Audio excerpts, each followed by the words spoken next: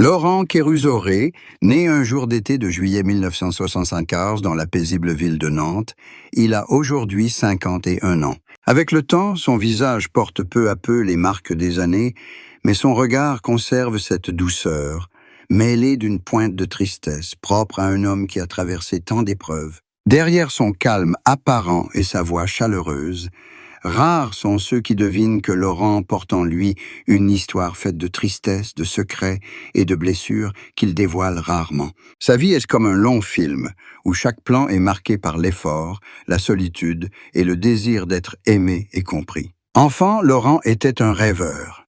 Ses parents travaillaient dans le secteur maritime. Son enfance a donc été bercée par la mer, le bruit des vagues et les longs après-midi passés à contempler le coucher du soleil. La mer lui a appris la patience, la force silencieuse, et que parfois, il faut affronter la tempête pour savoir ce que l'on désire vraiment. C'est durant cette période que les graines de l'art furent semées dans le cœur du jeune garçon. Laurent était passionné par la scène, passionné par les projecteurs, mais surtout passionné par la capacité de se transformer, de vivre 1000 vies, de pleurer et de rire pour des personnages imaginaires. C'est peut-être pourquoi, plus tard, le théâtre devint le lieu où il pouvait exprimer toutes les émotions qu'il ne pouvait traduire dans la vie réelle. En grandissant, le parcours artistique de Laurent fut semé d'embûches. Il peina pendant des années à décrocher de petits rôles, essuya des dizaines de refus, et vécut dans de petits appartements parisiens exigus, où la lumière ne filtrait que par une étroite fenêtre. Il a toujours cru qu'à force de persévérance, la lumière des projecteurs finirait par briller sur lui. Et puis, l'occasion se présenta lorsqu'il fut choisi pour un rôle déterminant dans une série télévisée à succès, qui fit de lui un visage familier pour des millions de téléspectateurs. Mais la célébrité a un prix.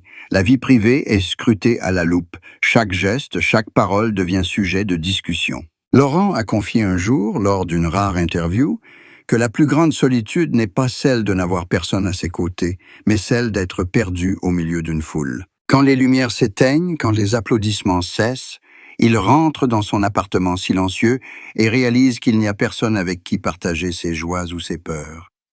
C'est dans ces moments-là qu'il comprend que la célébrité ne peut combler le vide de son âme. La femme qui l'accompagne dans la vie, sa compagne compréhensive et patiente, a dit un jour que Laurent est à la fois fort et fragile. Il s'est resté imperturbable face à la pression professionnelle, gardé le sourire devant la caméra, mais chez lui, il est facilement émotif, facilement pensif, et parfois plongé dans des souvenirs douloureux qu'il ne peut nommer. Elle a raconté qu'il y avait des nuits où Laurent restait éveillé très tard, assis à son bureau, écrivant des pages de journal que personne ne pouvait lire, puis les repliait discrètement et les rangeait dans un tiroir. Elle a compris que c'était sa façon d'exorciser une douleur que personne ne pouvait partager. La plus grande tristesse de Laurent ne provenait pas d'un échec professionnel, mais d'une perte dans sa vie personnelle. Il y a de nombreuses années, un événement l'avait profondément marqué, la disparition d'un être cher avant qu'il ait pu lui dire adieu. Depuis, il avait ralenti le rythme, se montrait plus prudent dans toutes ses relations. Il craignait la perte, l'engagement, la joie, car il savait qu'après la joie pouvait toujours venir la douleur. Et c'est cette peur qui le poussait souvent à repousser le bonheur. Pourtant, le destin le fit recroiser la femme qui lui donna le courage d'ouvrir à nouveau son cœur. Ils se rencontrèrent alors qu'il n'était plus un jeune homme, à un âge où la vie lui avait appris que l'amour n'était pas un conte de fées. Elle n'aimait pas Laurent pour sa célébrité, mais pour sa sincérité, pour son regard fatigué mais chaleureux. C'est cet amour qui l'aida peu à peu à guérir. Cependant, la blessure laissait des traces, comme des cicatrices sur la peau. Moins douloureuses, certes, mais jamais effacées. La carrière de Laurent, vue de l'extérieur, était une longue succession de succès. Il a participé à des dizaines de films, devenant un visage familier grâce à son jeu naturel, intime et profond. Mais derrière les compliments, il s'est toujours demandé s'il avait vraiment été à la hauteur de son idéal initial. Il y avait des moments où il se sentait pris dans le tourbillon du travail, jouant tellement la peau d'autres personnages qu'il en perdait son ego. Il a confié un jour qu'il y avait des matins où, se réveillant, se regardant dans le miroir, Il se demandait qui était cette personne. Était-ce Laurent, ou simplement un personnage à l'écran essayant de l'incarner? Concernant sa santé, l'âge et la pression l'ont inévitablement fatigué. Il y a eu une période où il a dû s'absenter temporairement du travail pour se reposer, épuisé. De l'extérieur, on ne l'a vu disparaître que momentanément. Mais en réalité, ce fut une période douloureuse où il a dû faire face à un corps qui le trahissait. Il a commencé à réaliser qu'il n'était plus le même, que sa force, sa voix, son énergie, tout avait changé. Ce fut un choc terrible pour quelqu'un qui vivait au rythme de ses émotions et de ses expressions. Il a dû apprendre à accepter que le temps n'attend personne, que la perfection n'était plus son but, mais la sérénité. L'épouse de Laurent a confié que c'est pendant sa maladie qu'elle a pris conscience de la véritable force de caractère de son mari.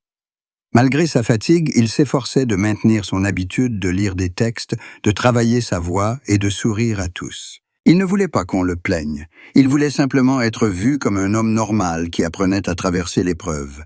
Mais lorsqu'ils étaient seuls, il ne pouvait cacher sa tristesse. Elle racontait qu'il y avait des nuits où il restait allongé, immobile, les yeux grands ouverts, sans dire un mot, et elle savait qu'il pensait au passé, à sa jeunesse, à ses parents, à ses rôles, à ses rêves inassouvis. Pour ses amis, Laurent était une personne discrète mais attentive.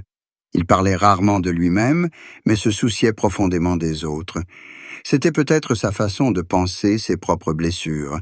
En réconfortant autrui, il trouvait un sens à sa propre tristesse. Quelqu'un a dit un jour que Laurent était de ceux qui portaient en eux une belle tristesse. Une tristesse que les autres ne plaignaient pas, mais qu'ils voulaient simplement écouter. À 50 ans, Laurent comprit peu à peu qu'il ne pourrait pas fuir éternellement. Il se mit à écrire, non plus pour le public, mais pour lui-même. Il écrivait sur son enfance, sur sa mère, sur son père, strict mais aimant, sur les rôles qu'il avait sauvés du vide. Il écrivait aussi sur la peur d'être oublié, une peur que tout artiste porte en lui. Mais plus il écrivait, plus il se sentait soulagé. Peut-être avait-il enfin compris que personne n'avait besoin de se souvenir de lui éternellement, pourvu qu'il n'oublie pas la raison de ses débuts. Aujourd'hui, lorsqu'il se remémore le passé, Laurent ne ressent plus aucun regret. Il comprend que la tristesse est une part essentielle de la vie, que sans ses blessures, il ne pourrait se glisser dans ses rôles avec une telle sincérité. Chaque blessure de son cœur devient un détail à l'écran, chaque larme versée dans la vie se transforme en force dans son art. Sa femme confie que ce qui la rend le plus fière, ce n'est pas la célébrité de son mari, mais sa bonté intacte dans un monde qui peut si facilement endurcir les cœurs. Elle voyait en lui un enfant resté enfant, toujours plein de rêves, toujours craintif, toujours avide d'amour. Et c'est peut-être ce qui rendait Laurent Kérusoré si exceptionnel. Un homme qui vivait en accord avec ses émotions, même au prix de la souffrance. Bien des années plus tard, lorsqu'il reçut sur scène une prestigieuse récompense, on le vit verser des larmes, non pas par soif de gloire, mais parce qu'il se souvint soudain des années de solitude, des moments où il avait eu envie d'abandonner, des personnes qui avaient croisé son chemin sans qu'il ait eu le temps de les remercier. Ce fut l'instant où la tristesse et la joie ne firent plus qu'un, l'instant où il devint enfin lui-même, enfin lui-même.